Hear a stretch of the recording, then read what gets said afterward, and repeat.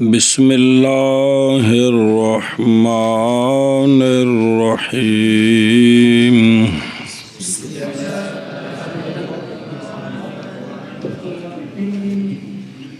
جی وقد يحذف فعله لقيام قرينة جوازا كقولك للقادم خير مقدم أي قدمت قدوما خير قادم چلو صلی اللہ علی نبینا الکریم وعلى آلہ واصحابہ وبارک وسلم بسم اللہ الرحمن الرحیم منصوبات شروع ہو گئے ہیں، ان میں سے پہلا ہے مفعول مطلق، اس کے مسائل شروع ہیں۔ تو مسئلہ مفعول مطلق وقد یحذف فعلہ، فاعل بھی فعل کا ہوتا ہے اور مفعول مطلق بھی فعل کا ہوتا ہے۔ تو مفعول مطلق کے فعل کو حذف کرنا، حذف کیا جاتا ہے جب کوئی قرینہ پایا جائے، جب کوئی قرینہ پایا جائے۔ کیا کہ مفعول مطلق کے فعل کو حذف کیا جاتا ہے جب کوئی قرینہ پایا جائے۔ پھر آخنا مفعول مطلق کے فعل کو حذف کیا جاتا ہے جب کوئی قرینہ موجود ہو۔ میں نستور لکھے ہے دلیل کہ جب قرینہ موجود ہے فعل کا پتہ چل جائے گا تو لہذا اب لأجل الایجاز والاختصار، تو اختصار، ایجاز اور اختصار دونوں کا ایک ہی معنی ہے۔ اختصار کے لیے فعل کو حذف کر دیتے ہیں، مقصد بات سمجھانا ہوتا ہے، مقصد لفظ زیادہ نہیں بولنے جی۔ تو ان چیزوں سے یہ مسئلہ بار بار ہم سمجھ سکتے ہیں کہ بات اتنی کریں جتنی ضرورت ہے۔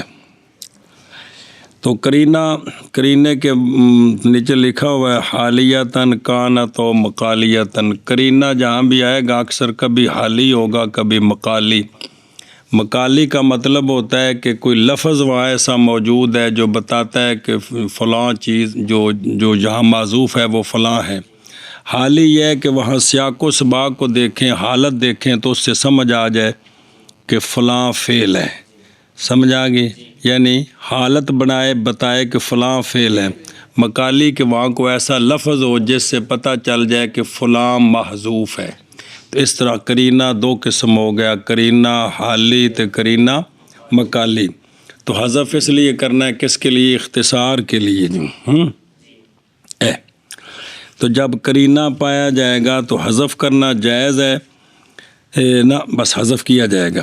آگے جو حذف ہے نا، حذف قرینے کے پائے جانے کے وقت جو حذف ہے وہ دو قسم ہے، حذف جوازی اور حذف سماعی۔ وہ بھی حذف کرنا جائز ہے، جائز کا مطلب ہے ذکر کریں فعل تب بھی ٹھیک ہے، حذف کر دیں تب بھی ٹھیک ہے۔ اور دوسرا ہے حذف وجوبی سماعی، حذف وجوبی سماعی۔ وجوبی سماعی آگے آ رہا ہے وہ پڑھتے ہیں، پہلے اس کو سمجھیں جی کہ بھئی جو حذف ہوگا قرینے کے وقت مفعول مطلق کا فعل تو وہ حذف ہوگا جوازن۔ کیا ہوگا؟ جوازن حذف ہوگا۔ بات سمجھیے جی۔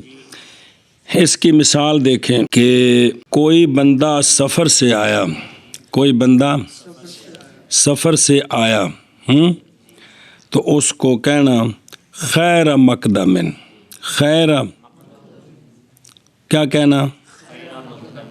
اصل کہنا تھا قدمتا قدومن خیر مقدمن، قدمتا آیا تو آنا، ایسا آنا جو اچھا آنا ہے، ایسا آنا جو اچھا آنا ہے۔ تو پھر چونکہ آنا جو ہے آنا یہ آنے والا جو ہے چونکہ سفر سے آ رہا ہے، سفر سے آ رہا ہے، تو اب اس کو جب خیر مقدم کہا ہے تو یہاں قرینہ موجود ہے کہ یہ کس کو خیر مقدم کہہ رہا ہے کہ وہ آیا ہے تو اس کا خیر مقدم کر رہا ہے کہ تو اچھا آیا ہے۔ سمجھیے بات۔ تو پھر کیا کیا کہ چونکہ اس کے آنے والے کی حالت وہ سفر سے آ رہا ہے تو اس کو کہہ رہا ہے تو پھر فعل ہے قدمتا، اس کو حذف کر دیا، اس کو، اور خیر مقدم جو صفت ہے قدوماً مفعول مطلق کی، اس موصوف کو مفعول مطلق کو بھی حذف کر دیا اور صفت اس کا قائم مقام کر دی، صفت اس کا، تو یہاں جو ہے نا اصل جو مفعول مطلق ہے وہ بھی حذف ہے اختصار کے لیے، تو جو صفت ہے خیر مقدمن اس کو مفعول مطلق یعنی موصوف کے قائم مقام کر دیا، اور مجازن کہہ دیا کہ یہ خیر مقدمن جو ہے نا یہ مفعول مطلق ہے جس کا فعل حذف ہے، اصل میں مفعول مطلق اس کا موصوف ہے قدوماً، اس کا فعل حذف ہے قدمتا۔ کیا کہ جی مثال، مثال کوئی آ رہا ہے سفر سے کوئی آ رہا ہے سفر سے تو آنے والے کو کہنا خیرہ خیرہ مقدمن، مقدمن تو چونکہ وہ سفر سے آ رہا ہے سے آ رہا ہے تو لہٰذا اس کا جو آنا ہے، آنا یہ کرینہ نیچے لکھا ہے مثال کرینہ مقالیہ، مقالیہ بھی حالیہ بھی ہے کہ اس کی حالت جب وہ سفر سے آ رہا ہے تو لہٰذا خیرہ مقدمن کا جو فعل ہے وہ قدمتا ہے، وہ کیا ہے کیونکہ وہ آ رہا ہے تو اب جا کے قدمتا بھئی آیا تو آنا، تو اس سے وہ فعل سمجھ آ رہا ہے کون قدمتا، اور اصل میں پوری مثال ہے قدمتا قدوماً خیرہ مقدمن، قدوماً مفعول مطلق ہے اس کا عامل ہے قدمتا، خیرہ مقدمن اس کی صفت، تو موصوف جب فعل کو حذف کیا نا تو موصوف کو بھی حذف کر دیا تاکہ مزید اختصار ہو جائے، اور صفت کو موصوف کے قائم مقام کر دیا، کس کو خیرہ مقدمن کو، تو یہاں حذف جوازی ہے، حذف اگر آپ قدمتا قدوماً خیرہ مقدمن کہہ دیں یہ بھی ٹھیک ہے، تو خیرہ مقدمن کہہ یہ بھی، ہاں تو یہ لوگ جو جملہ بولتے ہیں ہم نے ان کا خیر مقدم کیا ہے،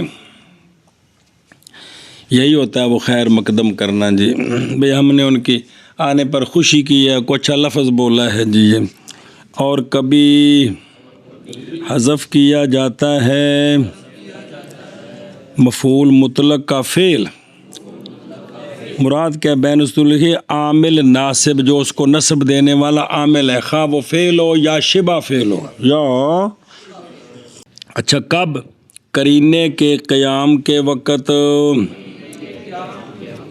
لام بمانا عندہ اے وقتا قیام قرینتن، قرینے کے قیام کے وقت، لام بمانا وقت، جوازن تو قرینہ حالی ہو یا مقالی، جیسے تیرا قول آنے والے کے لیے، کیا تیرا قول خیرہ مقدمن، خیرہ مقدمن، سمجھیے یہ خیرہ مقدمن یہ مصدر کیسے بن گیا، یہ تو اتر لکھے حاشیہ دیکھ، یہ اسم تفضیل ہے، یہ باعتبار موصوف کے، کس کے، کون، قدوماً، یا باعتبار مضاف الیہ کے کون، مقدم، یہ مصدر میمی ہے تو مصدر میمی مصدر ہوتی ہے تو مفعول مطلق مصدر ہی تو ہوتا ہے جی، تو یہ جو ہے نا یہ بے مفعول مطلق بن رہا ہے، مصدر بن رہا ہے خیر، حالانکہ اسم تفضیل ہے، تو یہ مصدر بن رہا ہے یا موصوف کے اعتبار سے یا مضاف الیہ کے اعتبار سے، مضاف الیہ کون، مقدم،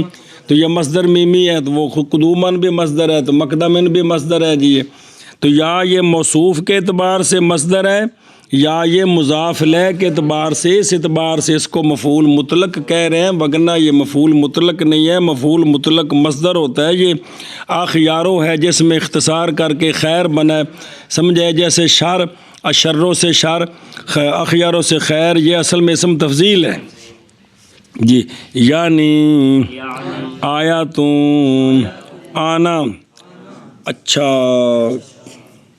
اور کبھی حذف کیا جاتا ہے مفعول مطلق کا فعل قرینہ کے قیام کے وقت جوازن، جیسے تیرا قول آنے والے کے لیے خیرہ مقدمن، یعنی آیا تو آنا، اچھا، اور کبھی حذف کیا جاتا ہے مفعول مطلق کا فعل قرینہ کے قیام کے وقت جوازن، جیسے تیرا قول آنے والے کے لیے خیر مقدم، یعنی آیا تو آنا، اچھا، سمجھے یہ بات، اے شاباش، اگے جی،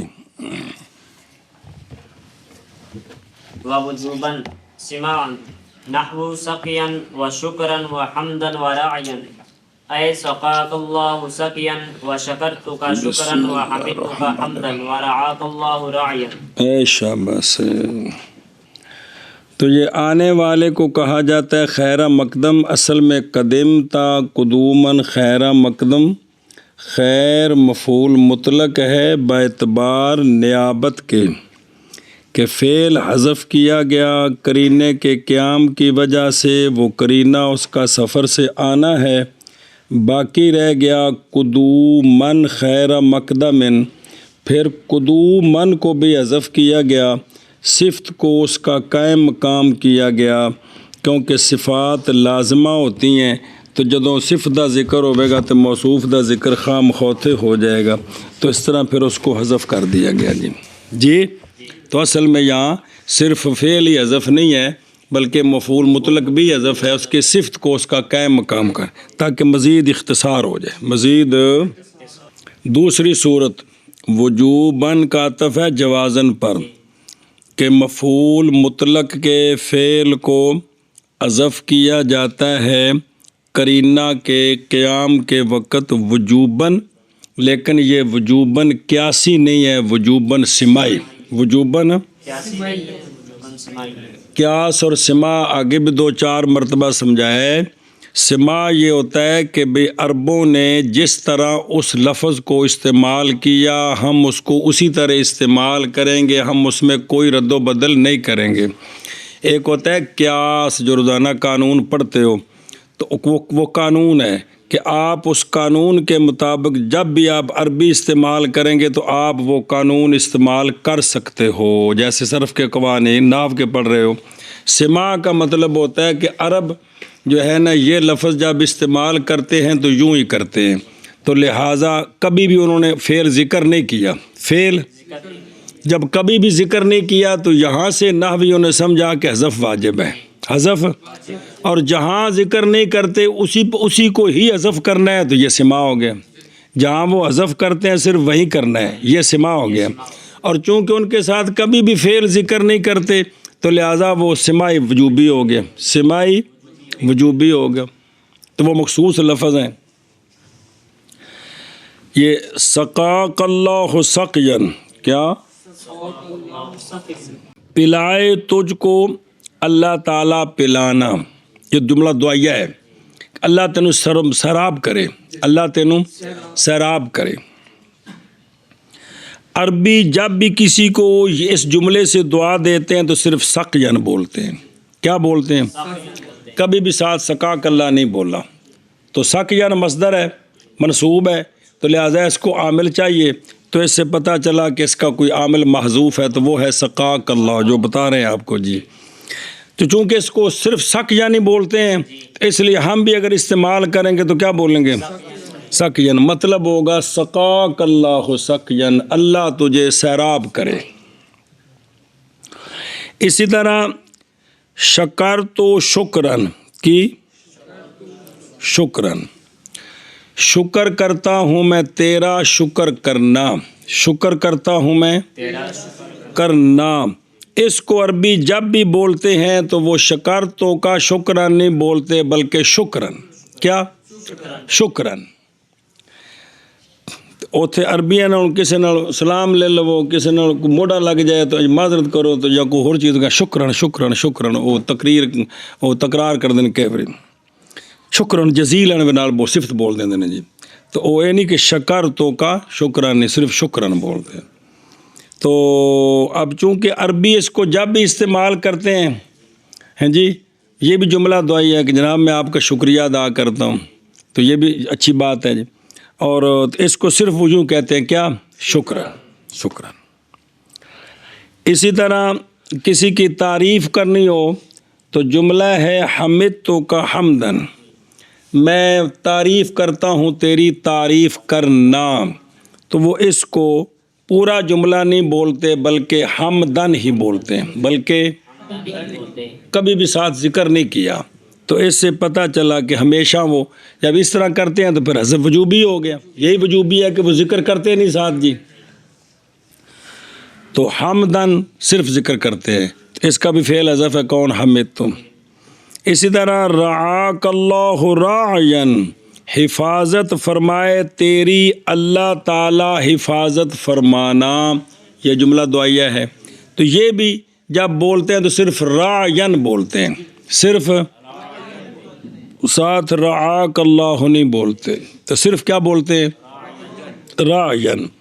تو یہ سقاک اللہ سقین میں سقین، شکرتو کا شکرن میں شکرن، اور حمدتو کا حمدن میں حمدن، رعاک اللہ راعین میں راعین، یہ جملے دعائیے ہیں، تعریف ہے، شکر ہے۔ تو عربی ان کو جب بھی استعمال کرتے ہیں تو صرف مفعول مطلق ذکر کرتے ہیں، ساتھ فعل ذکر نہیں کرتے۔ یہ مطلب ہے کہ مفعول مطلق کا فعل حذف ہے وجوبی طور پر، کہ کبھی بھی ذکر نہیں کرتے، اس سے وجوب سمجھ آ گیا۔ اور سماعی ہے کہ جہاں انہوں نے حذف کیا ہم انہی جگہوں میں کریں گے۔ ہم اپنے طور پر بھی ضرباً بھی ہم کہیں گے، ہم ہمیشہ اس کا فعل ذکر نہیں کریں گے، جہاں بھی ذکر ہوگا تو ضرباً بولیں گے، یا نصرہ نہیں بولیں گے، نصر تو نہیں بولیں گے، یہ ہمیں اجازت نہیں ہے۔ کیا کیا جی؟ اور کبھی حذف کیا جاتا ہے قرینے کے قیام کے وقت، قرینے کے قیام کے وقت کبھی حذف کیا جاتا ہے مفعول مطلق کا فعل وجوبی سماعی۔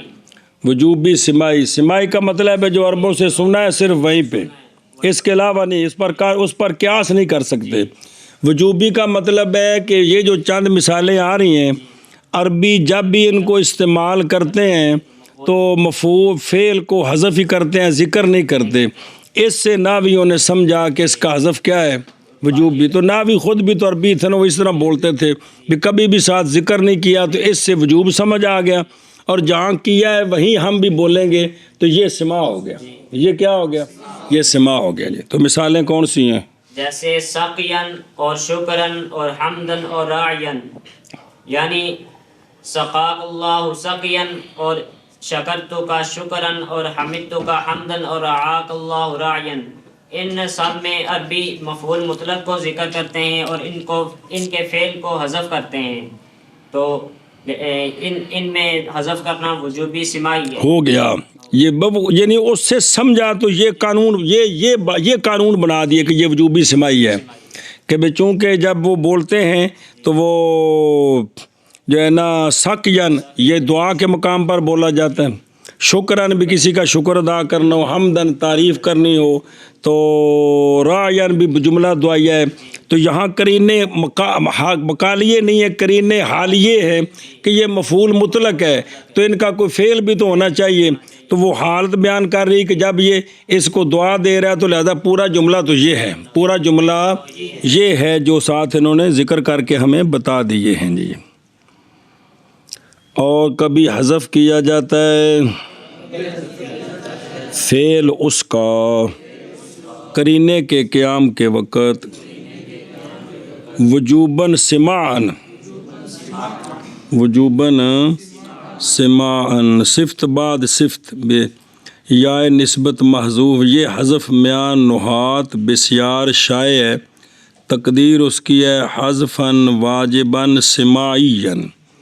یہ اصل میں نا سماع نہیں ہوتا، حذف سماعی ہوتا ہے۔ کیا ہوتا ہے؟ سماعی، کہ یہ چیز سماعی ہے، سماعی یعنی منسوب طرف سماع کے۔ سماع تو مصدر ہے، سماع تو سننا، تصل ہوتا ہے کہ یا نسبت کی سماعیاً، کیا معنی؟ منسوب طرف، تو سماع نہیں کہنا چاہیے تھا، سماعیاً کہنا۔ تو اس کا جواب دیا ہے کہ یہ ناویوں کے اکثر ہے کہ مراد سماعیاً ہوتا ہے، سماعی ہوتا ہے تو بول سماع دیتے ہیں، مراد سماع دیتے ہیں۔ تو حالانکہ سماع کیا ہے؟ مصدر ہے، مصدر نہیں مراد، یعنی منسوب طرف سماع کے۔ تو یہ جو ہے نا اکثر یوں کرتے ہیں کہ یا نسبت کو حذف کر کے سماع بول دیتے، مراد تو جہاں بھی آئے گا تو مراد ہوگا سماعیاً، اس سماعی پھر وہ وقف کر کے کہ منسوب طرف سماع کے۔ چل جی، جیسے سقین اور شکرن اور حمدن اور راعین، یعنی سیراب کرے تجھ کو اللہ تعالیٰ سیراب کرنا، شکر کرتا ہوں میں تیرا شکر کرنا، تعریف کرتا ہوں میں تیری تعریف کرنی،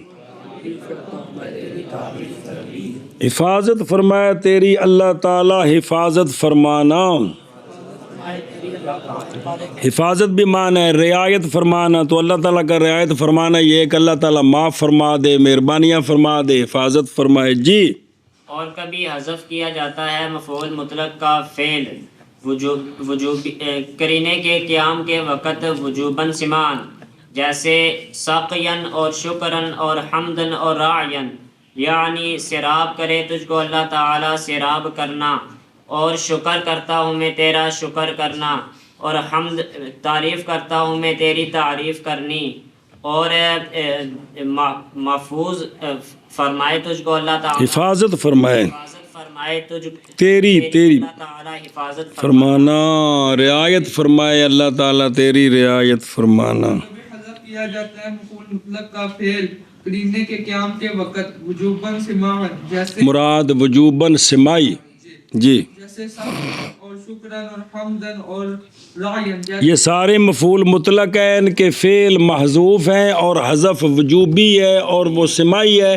سمائی کا مطلب ہے یہ جب استعمال کریں گے تو اسی طرح استعمال کریں گے۔ اب نصراً علماً کو اکراماً کو ہم ان پر قیاس نہیں کر سکتے کہ ہم وہاں بھی اب ذکر نہیں کریں گے۔ جی یعنی سیراب کرے تجھ کو اللہ تعالیٰ سیراب کرنا، اور شکر کرتا ہوں میں تیرا شکر کرنا، اور تعریف کرتا ہوں میں تیری تعریف کرنا، اور رعایت فرمائے تیری اللہ تعالیٰ رعایت کرنا۔ اور دیکھو ذرا ساقیان دیکھ رہے ہو، مثال قرینہ حالیہ، مثال یہ جو سارے ہیں اس لیے کہ ساقیان وغیرہ سارے یہ اس شخص کے واسطے سزاوار ہوتے ہیں، اس شخص کے لیے ہوتے ہیں جو دعائے خیر کا سزاوار ہوتا ہے۔ یہ اس شخص کے لیے بولتے ہیں جو یہ ساری دعائے خیر نے نا، دعائے خیر کا سزاوار ہوتا ہے۔ تو پس حالت دلالت کرے گی اس پر جی کہ چونکہ یہ دعائے خیر کا سزاوار ہے لہذا یہاں یہ فعل محذوف ہے۔ تو تقدیر اس کی سقاک اللہ سقین رعاک اللہ رعین الی آخرہ۔ رعین ذرا توجہ کریں، دیکھ رہے ہیں جی کلام عرب میں یہ مصادر اپنے افعال کے ساتھ مستعمل نہیں ہوتے۔ وجوب حذف سمائی کا یہی معنی ہے، سمجھ گئے ہو؟ جی معنی وجوب حذف سمائی کا ہمین است کہ یہ مصادر اپنے افعال کے ساتھ استعمال نہیں ہوتے۔ وجوبی سمائی کا یہی مطلب ہے کہ عربیوں نے کبھی بھی ان کو استعمال نہیں کیا فعلوں کو، اور صرف انہی کے ساتھ ہے، باقی کوئی قانون قیاس نہیں ہے۔ سوال ہے کہ جواب اس کا سوال ہے حمدت اللہ حمدن شکرت اللہ شکرن کو اپنے افعال عاملہ کے ساتھ ذکر کرتے رہتے ہیں جی، حمدت اللہ حمدن شکرت اللہ شکرن۔ جواب ان مصادر میں مستعمل جو در مصادر ایک مستعمل بلام میں شود، وہ مصادر جو کہ مستعمل ہوتے ہیں لام کے ساتھ فی افعال کا حذف واجب ہے، جیسے حمد اللہ شکر اللہ عجب اللہ۔ یہ ہے یا اصل یہ ہے کہ یہ جو ہے نا حمدت اللہ حمدن یہ کلام ہے مولدین کا جو نئے عربی بنے اصل عربی نہیں ہے، اس لیے اس کا اعتبار نہیں ہے جی، اس کا اعتبار نہیں ہے۔ رعین حذف و ان افعال کے حذف کا واجب ہونا ان مصادر میں، اس کی وجہ کیا ہے؟ وجہ یہ ہے کہ برائے تخفیف و کثرت استعمال عربی زبان میں ان مصادر کا استعمال کثیر ہے، تو صرف میں کئی بار پڑھا ہے کہ کثرت استعمال خفت کو چاہتی ہے، تو خفت کی وجہ سے فعلوں کو حذف کر دیں. یہ دلیلیں ہیں کہ چونکہ ان کا استعمال ان کی زبان میں اور کثرت جو ہوتی ہے وہ خفت کو چاہتی، تو لہٰذا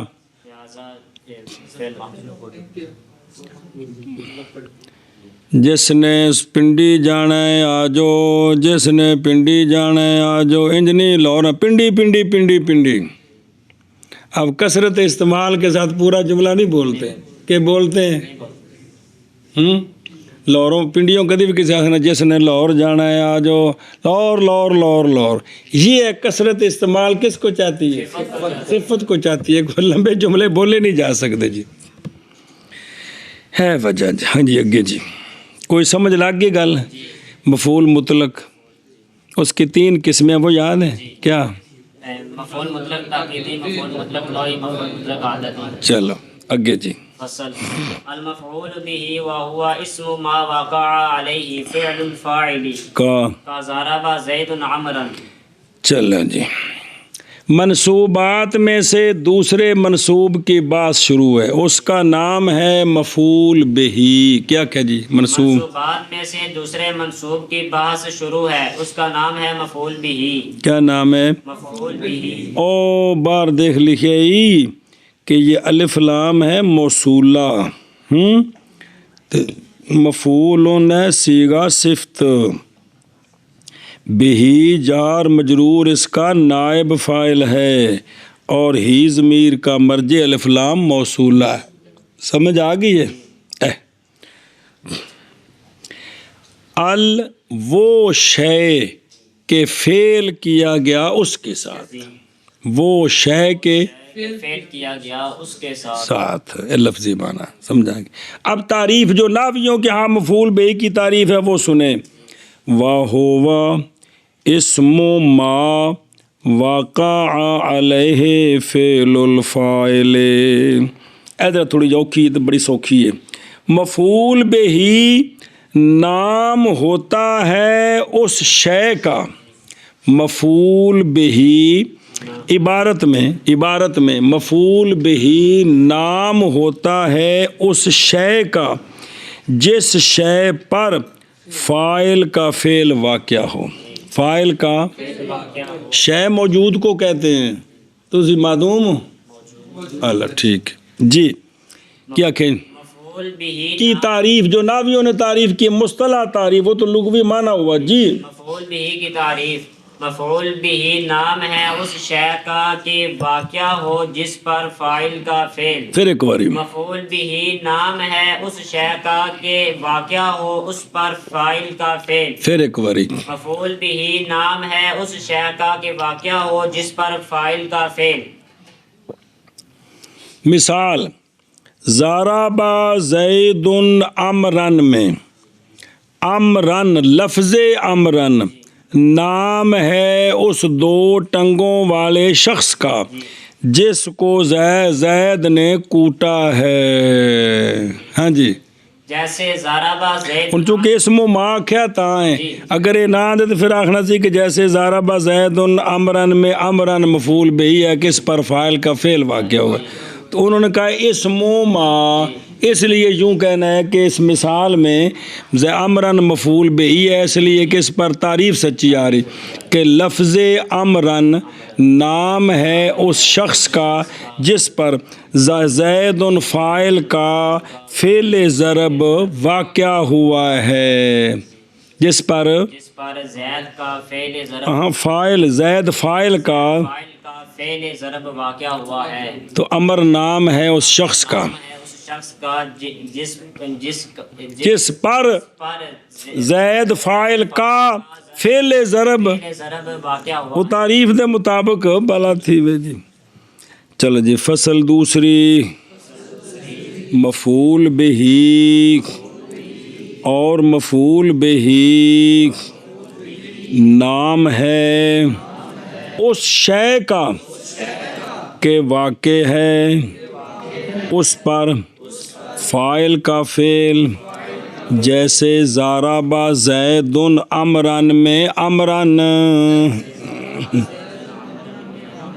جی فصل دوسری مفعول بھی اور مفعول بھی نام ہے اس شے کا کہ واقع ہے اس پر فاعل کا فعل، جیسے ضربہ زید عمرن میں عمر۔ فصل دوسری مفعول بہی اور مفعول بہی نام ہے اس شے کا کہ واقع ہے اس شے پر فاعل کا فعل، جیسے ضرب زید عمرن میں عمرن۔ توجہ جی، واقع علیہ کیا مراد وقوع سے فعل کے وقوع سے مراد فعل کا تعلق، فعل کا تعلق اس چیز کے ساتھ کہ فعل اس کے بغیر سمجھا نہ جا سکے، متعقل نہ شود۔ جملہ پورا ہو جاتا ہے مفعول بہی کے بغیر، لیکن فعل متعدی کا پورا معنی جو سمجھنا ہے نا وہ مفعول بہی کے بغیر سمجھ نہیں آتا۔ جملہ پورا ہے، آج زید بڑا کٹیا، کنوں کٹیا سو جاتا سے نا اتائیں پوچھے ہے کہ مانوی طور پر پورا نہیں ہوا، کیوں ہوا ہے؟ اب بیج بڑا مارے، کنوں مارے سوئے۔ چلے جی، کہ وقوع سے مراد ہے فعل کا، وقوع فعل سے مراد ہے فعل کا تعلق اس چیز کے ساتھ کہ اس کے بغیر فعل کا فعل پورا سمجھا نہ جائے۔ سمجھائیے جی، فعل سمجھا، خواہ وہ نفی کے اعتبار سے ہو خواہ اس بات کے اعتبار سے ہو جی، باقی وقوع حصی نہیں مراد کی۔ تو لہٰذا عبدت اللہ میں اس میں جلالت ترکیب میں مفعول بہی ہے، شکرت اللہ میں اس میں جلالت شکرتو کا مفعول بہی ہے۔ اب ہماری عبادت اور ہمارا شکر اللہ کے اوپر تو واقعہ نہیں ہے نا جی، تو لہٰذا وہ جو معنی کیا تھا کہ فعل کا وقوع کا مطلب ہے کہ فعل کا تعلق اس کے ساتھ کہ جس کے بغیر معنی سمجھنا ہے۔ تب عبدتو کا تعلق ہے کہ نہیں اس میں جلالت کے ساتھ، شکرتو کا کہ پورا معنی سمجھ نہیں آتا جی، تو لہٰذا جی تعریف ٹھیک ہوگی جی۔ اچھا جی، فعل الفاعل کیا؟ مصنف رحمہ اللہ نے فعل الفاعل کو بلا واسطہ حرف جر کی قید کے ساتھ مقید نہیں کیا، بلا واسطہ مقید نہیں بنایا تاکہ مفعول کی مفعول بہی کی دونوں قسمیں داخل ہو جائیں۔ فعل کا ایک ہوتا ہے مفعول بہی بلا واسطہ کہ جب فعل خود متعدی ہو، اور ایک ہوتا ہے فعل کا مفعول حرف جر کے واسطے سے کہ جب فعل متعدی نہ ہو خود تو حرف جر کے واسطے سے اس کو متعدی کریں۔ تو صرف وہ آپ نے جو شرح متعامل میں تفصیل پڑھی ہے کہ جو جار مجرور ہوتا ہے اس کو ظرف کہہ دیتے ہیں، اور کبھی کبھی میں نے عرض کیا تھا اس کو مفعول بہی غیر صریح۔ تو اصل میں مفعول بہی دو ہوتے ہیں کہ اگر فعل متعدی فعل خود متعدی ہے تو پھر تو وہ بلا واسطہ حرف جر اس کا مفعول ہوگا اور منصوب ہوگا، اور اگر کبھی کبھی یہ ہوتا ہے کہ وہ حرف جر کے واسطہ سے متعدی ہوتا ہے تو یہ جو مجرور ہوگا حرف جر کا یہ بھی مفعول بہی ہوگا، یہ بھی۔ تو مفعول بہی ایک ہوتا ہے بلا واسطہ حرف جر، ایک ہوتا ہے با واسطہ حرف جر، اور یہ دونوں ہی مفعول بہی ہیں، دونوں ہی۔ سمجھی بات؟ اے شاباش سے جی، مسئلہ جی توجہ کرو۔ فعل کا تعلق مفعول بہی کے ساتھ یا حرف جر کے واسطے کے بغیر ہوتا ہے تو پس مفعول بہی ایک بھی ہو سکتا ہے، جیسے ضربت زیدن، زیادہ بھی ہو سکتے ہیں جیسے آتیت زیدن درہمن، اس سے بھی زیادہ ہو سکتے ہیں جیسے علمت زیدن امرا فاضلا۔ تو یہ سارے مفعول بہی بلا واسطہ ہے۔ متعدی یک مفعول ہو تو ایک ہوگا، متعدی دو مفعول ہو تو دو مفعول ہوں گے، متعدی سے مفعول ہو تو سے مفعول ہوں گے۔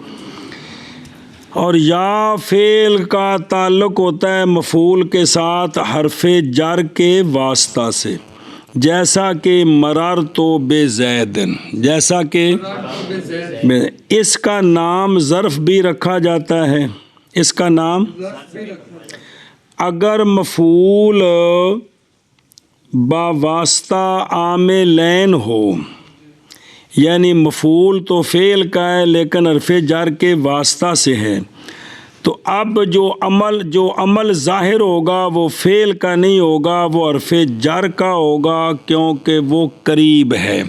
لہذا مررتو بزیدن نہیں کہیں گے، مررتو بزیدن کہیں گے کیونکہ وہ قریب ہے جی۔ تو فعل کا جو عمل ہے وہ ظاہر نہیں ہوگا، سمجھ آئیے؟ اس لیے کہ ایک اسم مثلا مررتو بزیدن میں زید، ایک اسم ایک وقت میں دو اعراب قبول نہیں کر سکتا، ایک اسم ایک وقت میں دو اعراب نہیں کر سکتا۔ ایشا بس ہے۔ ہاں یہ ہے کہ جو حرف جر کے واسطے سے مفعول ہے نا، اس کا آگے کوئی تابع آ جائے، اس کا آگے کوئی تابع صفت آ جائے جی، یا بدل آ جائے یا معطوف ہو جائے، تو کوئی تابع آگے آ جائے، اس میں دونوں صورتیں جائز ہیں کہ اس کو تابع کی وجہ سے حرف جر والا اعراب دے دیں یا مفعول بھی ہونے کی وجہ سے نصب دے دیں، مفعول بھی ہونے کی وجہ سے نصب دے دیں۔ مثال کے طور پر کہ مررتو بزیدن و عمرن، مررتو یہ جو و عمرن ہے اس کو و عمرن پڑھنا بھی جائز ہے زید کی وجہ سے، اور چونکہ زید اصل میں تو مفعول بھی ہے اس کو و عمرن پڑھنا بھی جائز ہے۔ مررتو بزیدن و عمرن تابع ہو گیا نا زید کا، معطوف ہو گیا، اس کو و عمرن پڑھنا بھی جائز ہے اور و عمرن پڑھنا بھی جائز ہے، سمجھیے بات؟ اچھا جی، نحویوں کا اختلاف ہے کہ مفعول بہی کا ناصب کون ہے، نحویوں کا